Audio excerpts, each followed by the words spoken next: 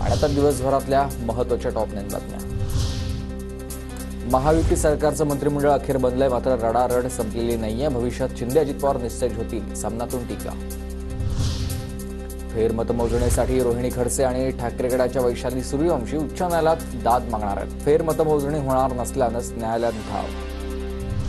बदलापूर अत्याचार प्रकरणाचा तपास पूर्ण कर्तव्यावर कसूर केल्याबद्दल एका वरिष्ठ पोलीस अधिकाऱ्याचं निलंबन। राज्य सरकारची उच्च न्यायालयात माहिती। छत्रपती संभाजीनगरमधील घाटीतील परिचारिकांचं वेतन वाढीसाठी आंदोलन, तर नोव्हेंबर महिन्याचं वेतन अद्यापही मिळालं नसल्यानं परिचारिकांचं काम बंद आंदोलन करण्याचा इशारा आहे। 1300 परिचारिका आंदोलनात उतरल्यास रुग्णसेवेचे हाल होतील। मुख्य माहिती आयुक्तांसह विभागीय आयुक्त, माहिती आयुक्तांची पदं रिक्त आहेत। कर्मचाऱ्यांची वानवा असल्यानंच राज्यात 1 लाखाहून अधिक नागरिक माहितीच्या प्रतीक्षेत। राज्यातील विजेच्या तक्रारींसाठी जिल्हानिहाय निवारण कक्षांची निर्मिती केली जाणार आहे। ग्राहकांच्या समस्या सोडवण्यासाठी राज्यात 40 कक्ष उभारण्यात येतील। महिला आणि बालविकास विभागाच्या पिंक ई रिक्षा योजनेसाठी प्रतिसाद वाढलाय। आतापर्यंत 3255 महिलांचे अर्ज, तर नवीन वर्षात 744 गुलाबी रिक्षा रस्त्यावर धावतील।